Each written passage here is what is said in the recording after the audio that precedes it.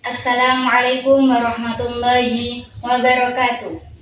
Alhamdulillahirabbil alamin. Wassalatu wassalamu ala asyrofil anbiya wal mursalin sayyidina wa maulana Muhammadin wa ala alihi wa sahbihi ajma'in. Amma ba'du. Yang terhormat Abah Dr. Kiai Haji Nur Said SAG MA MAG dan Bunda Hajiah Farida Uliani MPD selaku pengasuh Pondok Pesantren Prisma Qur'anuna. Yang saya hormati Mbak Musyrifah, segenap pengurus dan teman-temanku yang saya sayangi dan saya banggakan. Puji syukur kehadirat Allah Subhanahu wa taala yang mana telah memberi kita rahmat, taufik serta hidayahnya sehingga kita dapat berkumpul dengan keadaan sehat walafiat. Di qaulina Alhamdulillah, all praises to Allah. Alhamdulillah, all praises to Allah. Dan tak lupa, sholawat dan salam marilah kita haturkan kepada Nabi Muhammad Sallallahu Alaihi Wasallam. Allahumma sholli ala Sayyidina Muhammad wa ala ali Sayyidina Muhammad. Semoga dengan sholawat tadi kita dapat diakui umatnya kelak di yaumul qiyamah nanti. Pergi ke taman memetik delima, tak lupa singgah membeli jamu. Ketika hidupmu sedang tidak berdaya, ingatlah Allah sebagai pelindungmu. Nah, pada kesempatan kali ini saya ingin membawakan satu tema yang sangat indah, yaitu berlindunglah, bersandarlah hanya kepada Allah Subhanahu wa taala. Teman-teman pernah gak sih merasa capek, bingung, bahkan sampai mau putus asa karena banyaknya masalah yang terjadi, sedangkan realita tak sesuai dengan ekspektasi. Sampai-sampai di dalam hati kita tuh bicara, pengen nyerah aja deh, gak ada tempat bersandar. Padahal sandaran terbaik adalah bersandar kepada Allah Subhanahu wa taala. Sebagaimana firman Allah dalam Quran surat Al-Falaq ayat 1 yang berbunyi, Bismillahirrahmanirrahim. Qul a'udzu birabbil falaq. I seek refuge of the Lord of David. Yang artinya, katakanlah, aku berlindung kepada Tuhan yang menguasai fajar. Dalam ayat ini dijelaskan bahwasanya fajar merupakan kegelapan sementara sebelum datangnya cahaya matahari.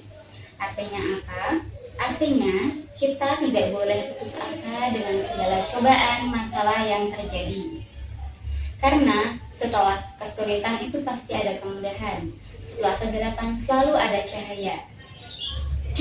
Namun, kita itu banyak sekali salah tempat untuk bersandar.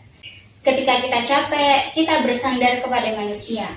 Ketika kita kecewa, kita curhat kepada media sosial. Ketika kita takut, kita mencari aman kepada materi dan juga jabatan. Padahal, manusia itu seringkali membuat kita kecewa. Harta bisa hilang, jabatan bisa dicabut. Lantas, mengapa kita bersandar kepada sesuatu yang tidak abadi? Islam sudah mengajarkan kita satu konsep yang sangat indah, yaitu bersandarlah, berlindunglah hanya kepada Allah Subhanahu wa taala sepenuhnya. Bukan hanya ketika sedih, tapi juga ketika senang. Bukan hanya ketika terdesak, tapi juga ketika kita sedang lapang. Dengan bersandar kepada Allah bukan berarti hidup kita itu selalu mudah dan tidak ada masalah.